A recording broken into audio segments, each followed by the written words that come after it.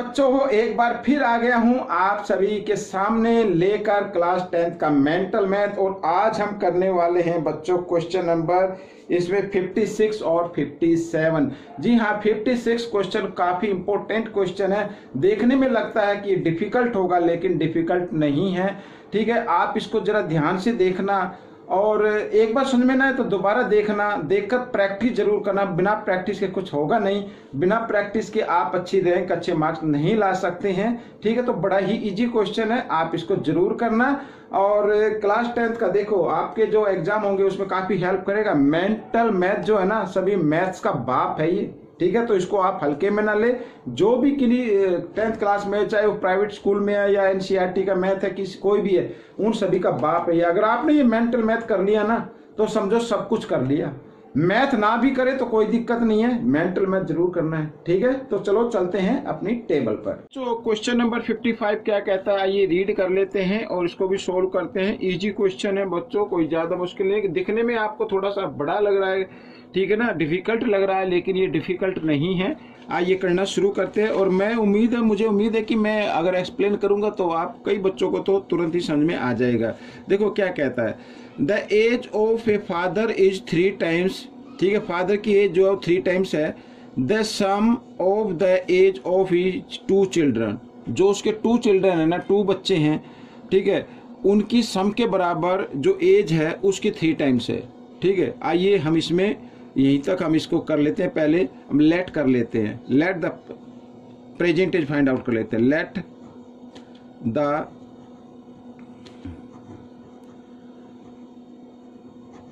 Present age of father,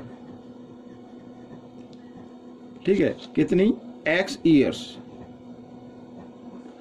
और the present age of first child की मान लेते हैं, लेट कर लेते हैं y ईयर्स। ठीक है, let the present age of second child की कर लेते हैं z। ठीक है, y ईयर्स। ये देखो तीनों की एज निकाल ली। अकॉर्डिंग टू क्वेश्चन कहता है जो फादर की एज है ये इक्वल है जो सन की एज है, जो उसके 2 चिल्ड्रन है उनके सम के। ठीक है, सम हो गया, प्लस कर दिया, सम हो गया कि 3 टाइम्स है। ये एज क्या है, 3 टाइम्स। हमें इक्वल बनानी है तो सन की जो एज है ना उसको 3 टाइम्स कर दीजिए। ठीक है, इक्वल हो जाएगी x इक्वल 3 को y के साथ मल्टीप्लाई करते हैं 3y, 3 को z के साथ भी करना है 3z। ठीक है, ये आ गया। ठीक है, ये आपका बन गया है। अब इसको आप फर्स्ट इक्वेशन मान लीजिए, फर्स्ट इक्वेशन कर लेते हैं इसको। ठीक है, आगे क्या कहता है, आफ्टर 6 ईयर्स। ठीक है, आफ्टर 6 ईयर्स यहाँ पर लिख देता हूँ इन सेकंड केस में, second case after 6 years.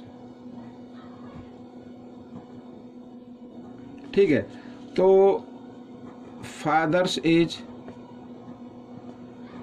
As कितनी होगी बच्चों। ठीक है, फादर्स एज कितनी हो जाएगी 6 ईयर के बाद। तो जो फादर की अब है वो 6 ईयर क्या हो जाएगी, ग्रेटर हो जाएगी।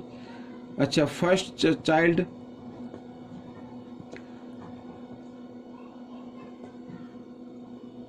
एज ये क्या हो जाएगी, इसकी y है तो ये भी y + 6 हो जाएगी। ठीक है, सेकंड चाइल्ड्स एज ये z है तो ये भी 6 z + 6 हो जाएगी। ठीक है, अब अकॉर्डिंग टू क्वेश्चन इसमें क्या कहता है, देखो आगे कर लेते हैं रीड।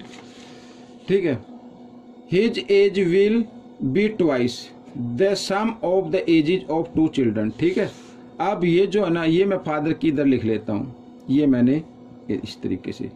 तो ये तो हो गई फर्स्ट चाइल्ड की, प्लस ये हो गई सेकंड चाइल्ड की। अब इनके सम के ये क्या हो गई, ट्वाइस हो गई। ये क्या एज हो गई, फादर की एज हो गई ट्वाइस। इक्वल बनानी है तो जो चाइल्ड है उनकी एज को 2 से मल्टीप्लाई कर दो, ट्वाइस कर दो। ठीक है, आइए करते हैं। x + 6, तो 2 को y के साथ किया 2y।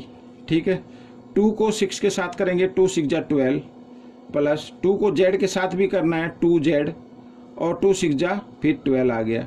ठीक है, ये आ गया। तो आगे कर लेते हैं x plus 6 equal 2y, 2 plus 2z और 12 कितना होगा 24।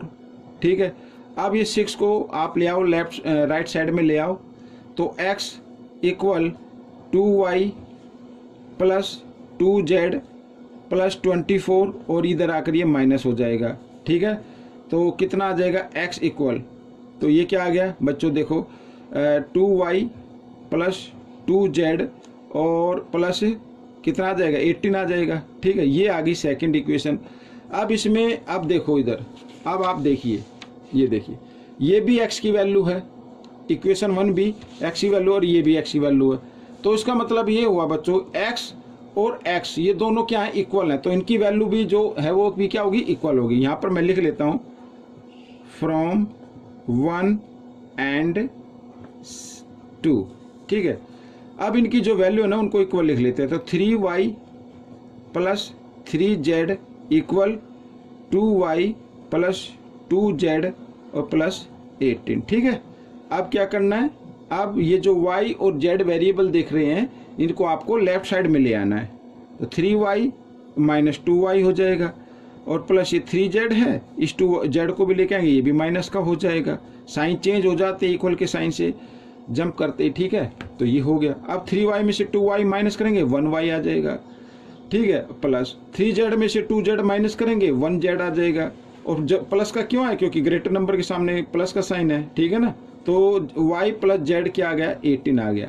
ये इक्वेशन आ गई थर्ड। ठीक है, अब बच्चों क्या कहा है, अब क्या कहा है, अब देखो यहाँ पर अब ये क्या करना है, find the present age of his father, present age find out करनी है, ये वाली प्रेजेंट एज। अब ये जो आई है ना, ये वैल्यू इक्वेशन 3 में जो वैल्यू आई है, इसको ये y प्लस जेड की वैल्यू है और इसको आपको पुट कर देना है किस में, y प्लस जेड में। ये इक्वेशन फर्स्ट है। ठीक है, ये वाली, ये और ये दोनों एक ही हैं।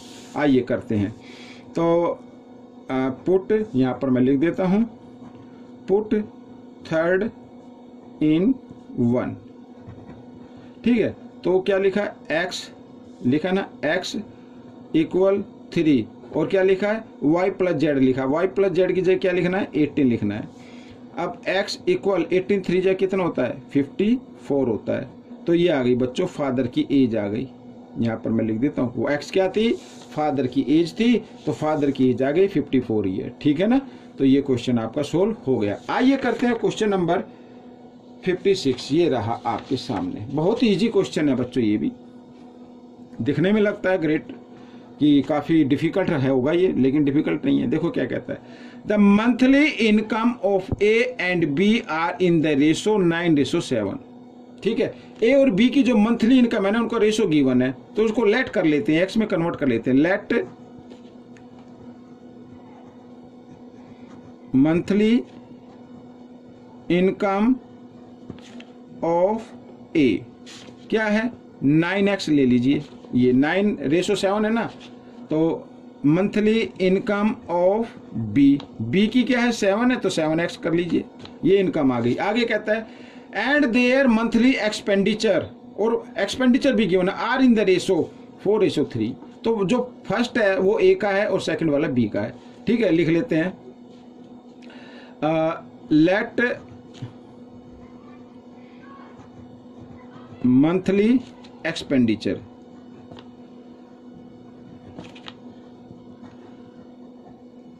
Let monthly expenditure of a क्या मान लेते हैं 4 है ना, तो 4y मान लेती है।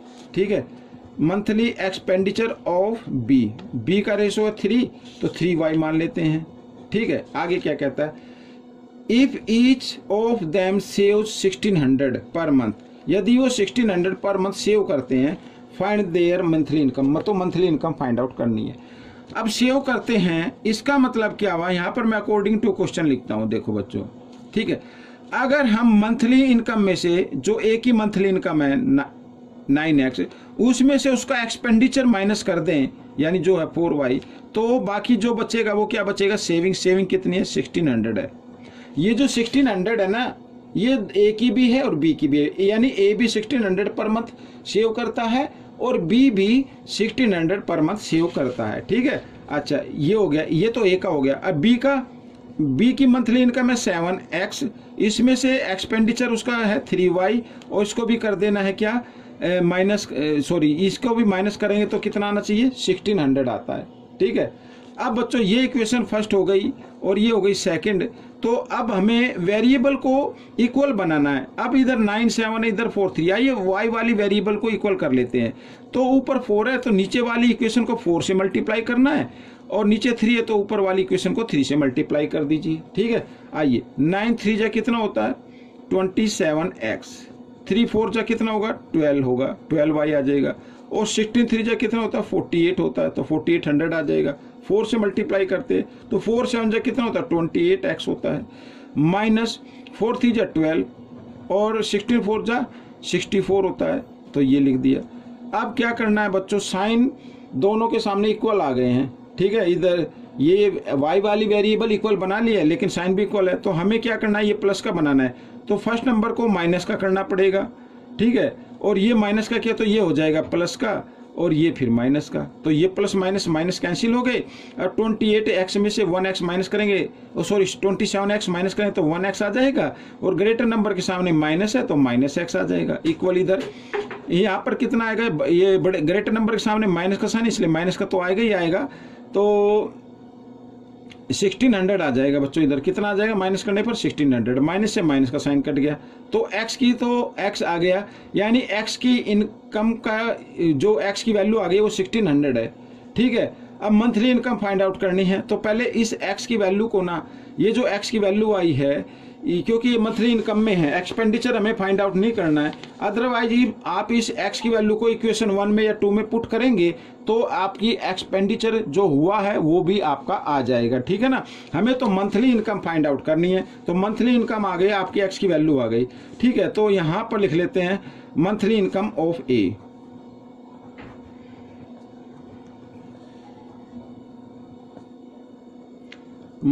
मंथली इनकम ऑफ ए की मंथली इनकम क्या है 9x है, ये देखो क्या है 9x, तो x की जगह x की वैल्यू को पुट करना है इस तरीके से 1600, तो कितना है 69 जा कितना होता है 144 होता है, इसके पीछे 20 लगा दीजिए, ये आ गई बच्चों ए की मंथली इनकम। ठीक है, अब मंथली इनकम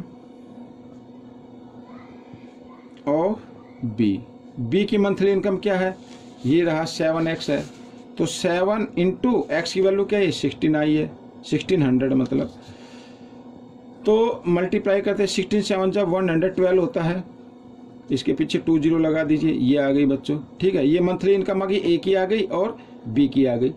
अगर मैं एक बार अब फिर बोल रहा हूं कि अगर मान लीजिए एक्सपेंडिचर फाइंड आउट करना हो कि उनका एक्सपेंडिचर फाइंड आउट करो, तब आपको क्या करना है, इस x की वैल्यू को या तो इक्वेशन 1 में पुट कर दीजिए या सेकंड में पुट कर दीजिए। ठीक है ना, तो आपकी जो y की वैल्यू आएगी वो y की वैल्यू को आपको इसमें पुट करना है, फिर आपका एक्सपेंडिचर आ जाएगा। ठीक है, तो बच्चों ये क्वेश्चन आपका सोल्व हो गया है। आपको ये वीडियो कैसी लगी जरूर बताना, इसमें से देखकर प्रैक्टिस जरूर करनी है। ठीक है, अच्छे मार्क्स लेके आनी है, अच्छी रैंक लेके आनी है। आप ये मत सोचिए हॉलीडे होमवर्क ही कंप्लीट करना है, नहीं, आपको प्रैक्टिस भी करनी है। मिलेंगे नेक्स्ट पार्ट में, टिल देन थैंक यू।